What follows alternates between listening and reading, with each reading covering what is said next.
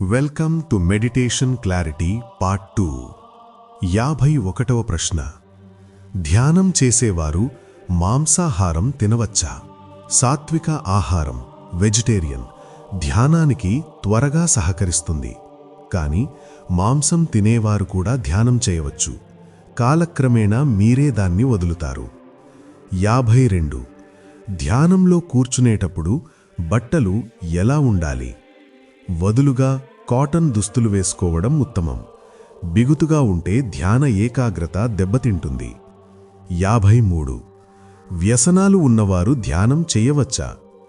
వ్యసనాలు మానుకోవడానికే ధ్యానం చెయ్యాలి. ధ్యానం చేస్తూ ఉంటే వ్యసనాలపై కోరిక క్రమంగా తగ్గుతుంది. 54. ధ్యానానికి ముందు యోగా అవసరమా? యోగాసనాలు శరీరాన్ని ధ్యానానికి సిద్ధం చేస్తాయి. 55. ధ్యానం చేసేటప్పుడు మధ్యలో నీళ్లు తాగవచ్చా? ధ్యానానికి ముందు లేదా తరువాత తాగవచ్చు, కానీ మధ్యలో తాగకూడదు. 56. గ్రూపుగా కలిసి ధ్యానం చేయడం వల్ల లాభం ఏంటి? గ్రూపులో చేస్తే ఎనర్జీ ఎక్కువగా ఉంటుంది. కొత్తగా ధ్యానం మొదలుపెట్టేవారికి ఇది చాలా సహాయపడుతుంది. 57. ధ్యానం చేసే గది ఎలా ఉండాలి? గాలి, వెలుతురు వచ్చే ప్రదేశం మరియు ప్రశాంతమైన వాతావరణం ఉండాలి. 58. ధ్యానంలో కూర్చున్నప్పుడు మ్యాట్ ఎందుకు వాడాలి? నేల గట్టిగా ఉంటే ఎక్కువసేపు కూర్చోలేరు. మనస్సు డిస్ట్రాక్ట్ అవుతుంది. నేల చల్లగా ఉంటే శరీరం టెన్షన్లోకి వెళుతుంది. వేడి, చలి నుండి రక్షణ. అంతేగాని భూమికి ఉండే గ్రావిటీ శక్తి మీ శరీరంలోని శక్తిని తీసుకొని వెళ్ళిపోతుందా అనేది మాత్రం అపోహ. 59. ధ్యానానికి ముందు ప్రాణాయామం చేయవచ్చా? ధ్యానానికి ముందు 5 నిమిషాలు ప్రాణాయామం చేస్తే మనస్సు వెంటనే కుదుటపడుతుంది. 60. రాత్రిపూట ధ్యానం చేయడం వల్ల ఉపయోగమేంటి? పడుకునే ముందు ధ్యానం చేస్తే ప్రశాంతంగా గాఢ నిద్రపడుతుంది. మన సంకల్పాలపై సబ్కాన్షియస్ మైండ్ ఎక్కువసేపు పనిచేస్తుంది. 61. ధ్యానంలో క్రమశిక్షణ ఎలా పెంచుకోవాలి? రోజుకు 10 నిమిషాలు మాత్రమే అని చిన్న లక్ష్యం, టార్గెట్ పెట్టుకుని ప్రారంభించండి.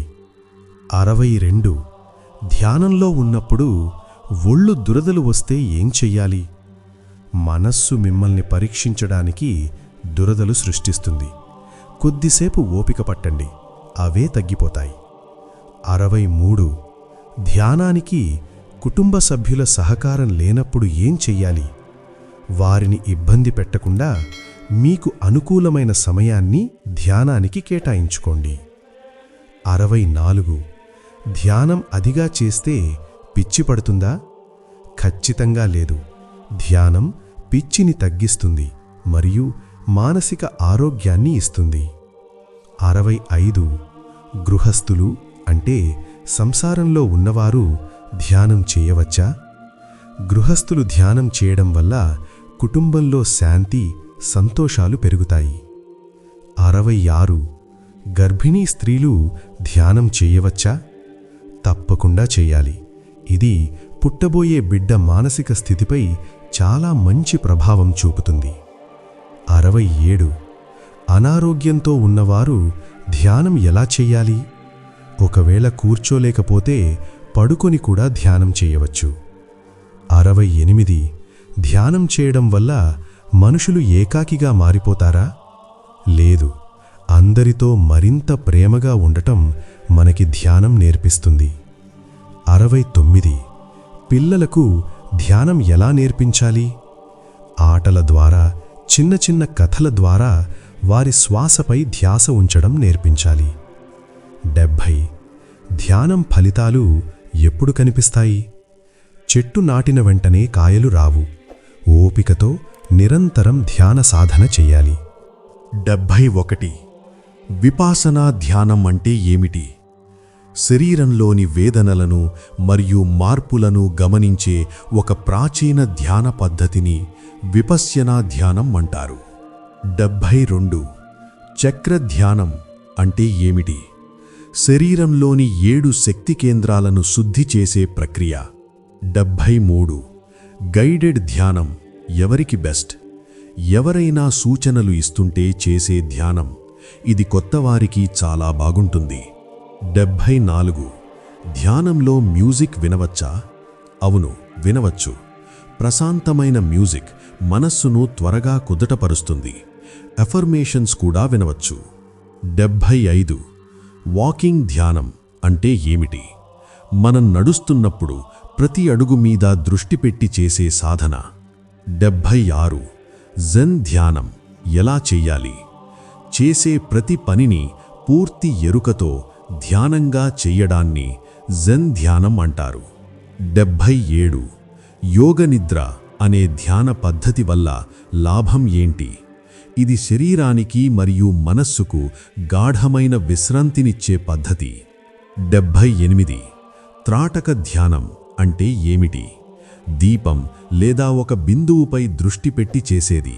దీనివల్ల కళ్ళ శక్తి, ఏకాగ్రత పెరుగుతాయి.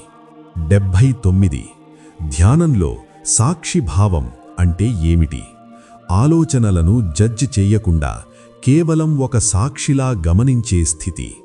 80 అన్నిటిలోకి ఏ ధ్యాన పద్ధతి సులభమైనది? మీకు ఏది సులభంగా అనిపిస్తే అది చెయ్యండి.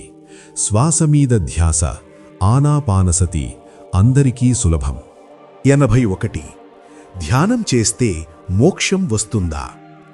అన్ని బంధాల నుండి విడుదల పొంది ఆనందంగా ఉండటమే జీవన్ముక్తి అంటే మోక్షం. 82 ధ్యానంలో మూడవ కన్ను అంటే ఏమిటి? మూడవ కన్ను అంటే అది భౌతికమైన కన్ను కాదు, అది మనలోని వివేకం అంటే విజ్డమ్ మేల్కొనడం. 83 ధ్యానం నేర్చుకోవడానికి గురువు అవసరమా? ప్రారంభంలో పుస్తకాలు, వీడియోలు సరిపోతాయి. లోతైన సాధన కోసం గురువు మార్గదర్శకత్వం మంచిది. 84 ధ్యానంలో ఆత్మసాక్షాత్కారం అంటే ఏమిటి? నేను శరీరం కాదు, ఆత్మను అని అనుభవపూర్వకంగా తెలుసుకోవడం. 85 ధ్యానంలో మంత్రాలకుండే శక్తి ఏమిటి? ఆ శబ్ద ప్రకంపనలు మెదడులోని తరంగాలను సానుకూలంగా మారుస్తాయి. 86 బ్రహ్మముహూర్తంలో ధ్యానం ఎందుకు చెయ్యాలి? ఆ సమయంలో ప్రకృతిలో ఓజోన్ ఎక్కువగా ఉంటుంది మరియు సాత్విక గుణం ప్రబలంగా ఉంటుంది. 87 ధ్యానం చేస్తే చేసిన పాపాలు పోతాయా? చేసిన తప్పును గ్రహించి మళ్లీ చెయ్యకుండా ఉండే బుద్ధిని ధ్యానం ప్రసాదిస్తుంది. 88 ధ్యానంలో సమాధి స్థితి అంటే ఏమిటి? అక్కడ నేను అనే భావన ఉండదు, కేవలం పరమానందమే ఉంటుంది. 89 ధ్యానం వల్ల విశ్వంతో కనెక్షన్ ఎలా ఏర్పడుతుంది? ధ్యానం వల్ల ఆలోచనలు తగ్గి మనలోని చైతన్యం ఈ విశ్వంలోని శక్తితో కనెక్ట్ అవుతుంది. 90 ధ్యానంలో మౌనం ఎందుకు పాటించాలి? వాక్కును అంటే మాటను నియంత్రిస్తే మనలోని శక్తి ఆదా అవుతుంది. మాటలు, శబ్దం తగ్గినప్పుడు మనస్సు నిశ్చలమై అంతర్గత అవగాహన స్పష్టంగా కనిపిస్తుంది. 91 ధ్యానం చేయడం వల్ల డబ్బు సంపాదించవచ్చా? ధ్యానం వల్ల ఫోకస్ పెరుగుతుంది. దీనివల్ల మీ పనిలో రాణించి మెరుగ్గా డబ్బు సంపాదించగలరు. 92 పరీక్షల సమయంలో ధ్యానం ఎలా తోడ్పడుతుంది? ఏకాగ్రత పెరిగి చదివిన అంశాలు బాగా గుర్తుంటాయి. 93 ధ్యానంలో ఉన్నప్పుడు ఏడుపు వస్తే ఏం చెయ్యాలి? ఏడుపు ఆపకండి, అది మనసులోని భారాలను తొలగించి శుద్ధి చేస్తుంది. 94 ధ్యానంలో ఉన్నప్పుడు వెంట్రుకలు నిక్కబుడుచుకోవడం ఎందుకు జరుగుతుంది? శరీరంలో శక్తి ప్రసరణ అంటే ఎనర్జీ సర్జ్ వేగంగా జరిగినప్పుడు కలిగే అనుభూతి ఇది. 95 ధ్యానంలో ఉన్నప్పుడు శ్వాస తగ్గిపోతే భయపడాలా? ధ్యానం లోతుగా వెడుతున్నప్పుడు శ్వాస చాలా సున్నితంగా మారుతుంది, భయపడాల్సిన పని లేదు. 96 ధ్యానం చేసేటప్పుడు ఫ్యాన్ వేసుకోవచ్చా? వేసుకోవచ్చు, కానీ గాలి నేరుగా శరీరాన్ని తాకకుండా ఉంటే మంచిది. ఫ్యాన్ నెమ్మదిగా తిరగాలి. 97 ధ్యానం ముగిసిన వెంటనే పనులు మొదలుపెట్టవచ్చా? వద్దు. ధ్యానం తర్వాత 5 నిమిషాలు మౌనంగా కూర్చుని ఆ ప్రశాంతతతో పనులు మొదలుపెట్టండి. పడుకుని ధ్యానం చేయడం వల్ల నష్టం ఏంటి? నిద్రపోయే అవకాశం ఉంది. ఆరోగ్యం బాగోలేకపోతే తప్ప కూర్చుని చేయడమే మేలు. 99. ధ్యానంలో ఏ దేవుడిని తలుచుకోవాలి? ధ్యానానికి దేవుడితో పనిలేదు.